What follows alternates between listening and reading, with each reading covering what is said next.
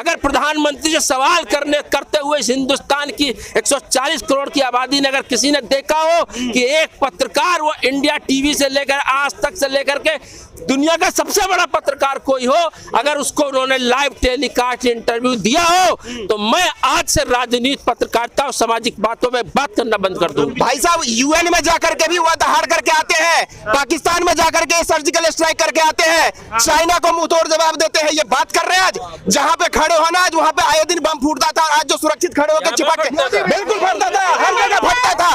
और ये बात कर रहे हैं, एक मिनट भैया, एक मिनट, और ये बात कर रहे हैं, एक मिनट, और ये बात कर रहे हैं, अरे सुन लो, ये बात कर रहे हैं ऐसे भारत, ये बात कर रहे हैं ऐसे भारत, सुन के देखो, भागो, देखो ये सुनने की क्षमता नहीं है। ये आज भारत, सुन लो, ये आज भारत की तरक्की नहीं देख सकते हैं कि भारत कैसे विश्व का नंबर 1 अर्थव्यवस्था बनने जा रहा है।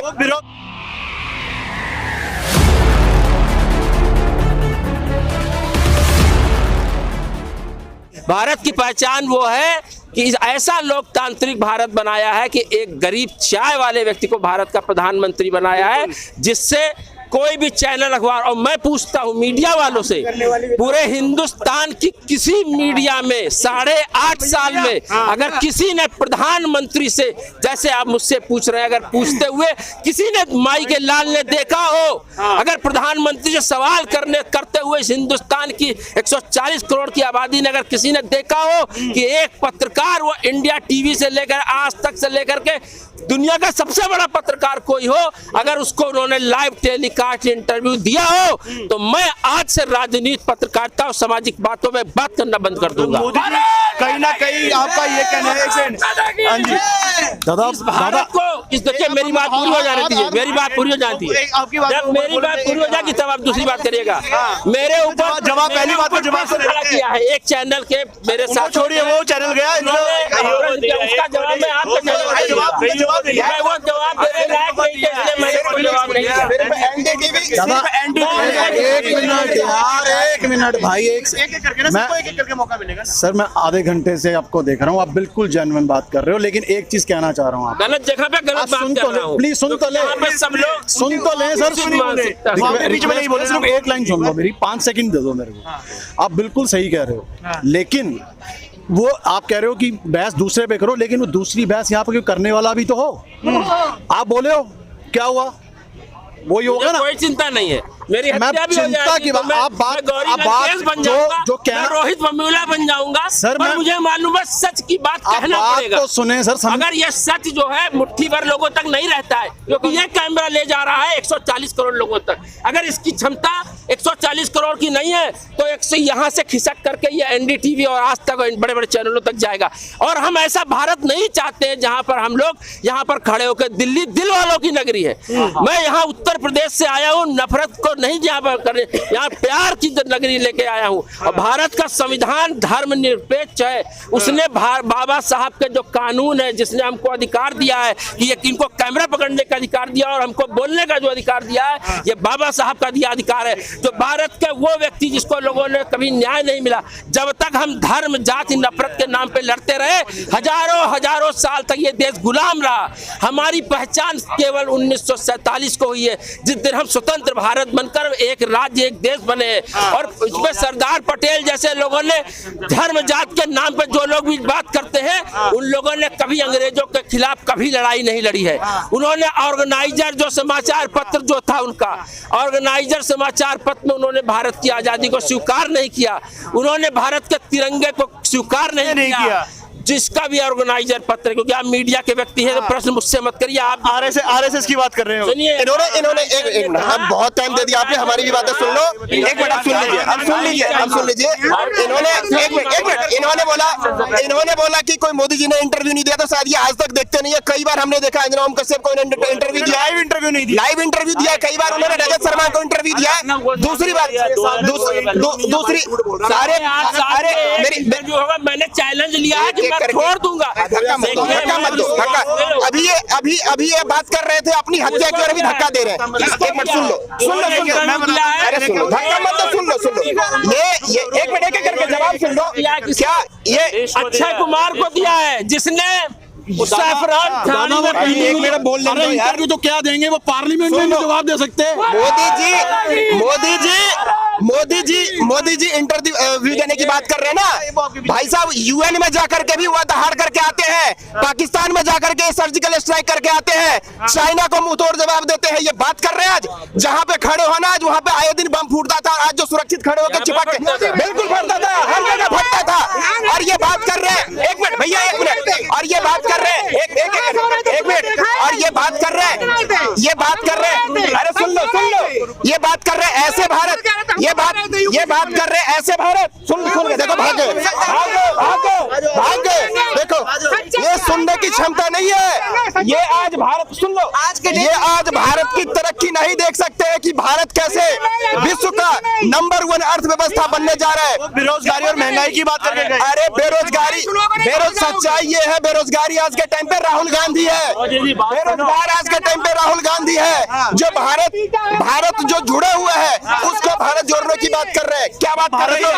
वो कह रहे हैं भारत, अब मेरा सवाल हो जाए, भारत पहले से जुड़ा हुआ, किस बार को जोड़ रहे हैं?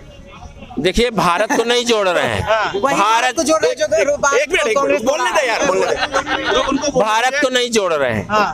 हम सबसे बड़े राष्ट्र हैं अमेरिका और चाइना के बाद, ठीक, और हिंदुओं का ही ये देश है, 80% हिंदू है, सबका ही देश है, सेकुलर आप देश है। सुन लीजिए, जैसा आज मोदी और बीजेपी कहती है, आरएसएस में सिखाया यही जाता है कि हिंदू जो है खतरे में है। आप शाखा में गए थे? मैं बिल्कुल गया हूँ शाखा में, मैंने सीखा है।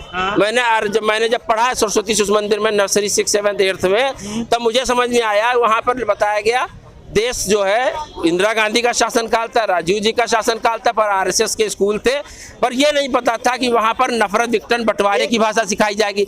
अगर देखिए, जब हिंदुओं का राष्ट्र है और हिंदू प्रधानमंत्री है और सशक्त हिंदू प्रधानमंत्री है, अमित शाह जैसा प्रधानमंत्री है, देखिए गृह मंत्री है अमित शाह जैसा, और इसके बाद भी अगर आज हमारा नौजवान इतना डरा हुआ है, जो पूरे सीपी में जो डर का माहौल, डरे हुए कह रहे हैं, एक मिनट सब सुन लो, ये भैया कह रहे हैं कि मोदी जी एक बार की बात करते हैं। भाई साहब, मोदी जी का हमेशा नारा रहा है सबका साथ, सबका विकास, सबका विश्वास, लेकिन वही देश का युवा को लेकर वही देश का युवा डरा हुआ है, इनसे पूछो। अरे कोई डरा हुआ है? कोई युवा डरा नहीं हुआ है। आज की डेट में यूक्रेन में अगर आप भारत का तिरंगा आप लगाएगा ना, आपको वेल सिक्योरिटी के साथ वो घर तक छोड़ता है। मोदी जी का देन है, भारत को सर्वोच्च स्थान पर पहुंचाया गया है। मोदी जी का एक क्वेश्चन पूछो, आज जहाँ पे तोप, बिना तोप से नहीं, धक्का मत लीजिए भैया, इनसे बिना तोप के लाठी से सिर्फ चाइना को, सिर्फ एक क्वेश्चन, चाइना को सुनिए ना, बिना किसने कौन से प्रधानमंत्री ने खड़े होकर ये कहा था कि इस देश के संसाधनों पे पहला अधिकार अल्पसंख्यक का है? हाँ जी, बताइए भैया।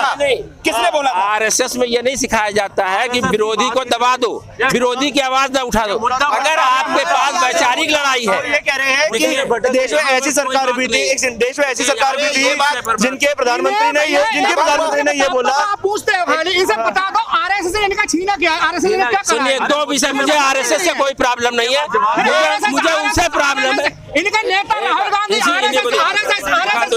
इन्हीं को दिखा दो, क्योंकि ये हमने सीखा है कि सच्चे बोलना चाहिए। मिर्चा क्यों लगती है? देखिए, हमें सिखाया गया है कि जब कोई एक बोल रहा हो बाकी लोगों को सुनना चाहिए। अगर आपने हमको 2 बार 3 बार कहा कि आप इनके पीछे मत बोले, मैं चुप हो गया, पर मैं जब बोल रहा हूँ तो पीछे से 5 लोग 7 लोग शोर मचा रहे हैं। शोर कौन लोग मचाते हैं? जिनके पास वैचारिक रूप से ताकत नहीं होती है। धर्म जाति की बात वो करता है जिसकी व्यक्तिगत अपनी पहचान। एक बात ऐसी भी हुई थी जब देश के प्रधानमंत्री ने बोला था कि पहले एक हमारे प्रधानमंत्री ने ये बात बोली थी कि देश के संसाधनों पर पहला हक मुसलमानों का है, क्योंकि हमने शक्तिवान भारत बनाया है, हमने देश में ऐसा भारत बनाया है। किसने बनाया है? देखिए, धर्म कानून ने बनाया है, हाँ जी, भारत के बाबा साहब के संविधान ने बनाया है। और सुनिए, जिस व्यक्ति में ताकत होगी वो धर्म जात से ऊपर उठ के बात करेगा। तो फिर प्रधानमंत्री क्यों बोलते हैं पहला हक मुसलमानों का है देश के संसाधनों पे? हम तो कहते हैं पहला हक उन जानवरों, पशु पक्षियों का भी है जिनको हम सड़क के ऊपर पड़ा देखते हैं। क्योंकि हमारी रिस्पॉन्सिबिलिटी बनती है कि जो लोग समाज में कमजोर हैं, जो लोग दबे कुचले हैं, अगर हिंदू की बात आती है तो बैकवर्ड और दलित हिंदू भी है, उसको आरक्षण की व्यवस्था किन लोगों ने दिया है? हमने दिया है। अगर उनको सामाजिक न्याय की लड़ाई में हम आगे लेकर आए तो हम लेकर आए। हम कौन? और हम मतलब वो भारत का संविधान मानने वाले लोग। देखिए यहाँ कांग्रेस, संविधान तो मोदी जी भी मान रहे हैं। कोई प्रधानमंत्री नहीं खड़ा है, ना उनका प्रतिनिधि खड़ा है, ना मैं सरकार खड़ा हूँ, ना मैं पूर्व मंत्री हूँ। इसलिए यहाँ जितने लोग खड़े हैं कॉमन मैन खड़े हैं, और कॉमन मैन के बीच में सही बात को कहना मेरा धर्म है, क्योंकि मेरी उम्र और मेरा अनुभव कहता है देश दो ताकत में देश बटा है। मेरी बात सुन लीजिए, दो ताकत में बचा हुआ देश। एक वो ताकत है जिसने देश की एकता और अखंडता के लिए शहादत दिया है, उन प्रधानमंत्री भी उसमें शामिल हैं जिन्होंने देश की एकता के लिए, चाहे वो राजीव जी हो चाहे इंदिरा जी, उन्होंने देश की एकता अखंडता के लिए शहादत दिया है। और एक वो लोग हैं जिन्होंने धर्म जाति नफरत के नाम पर इस देश में मुजफ्फरनगर और गोधरे जैसे दंगों के ऊपर भी राजनीति किया और वोट चिट मिली है ना उसमें तो।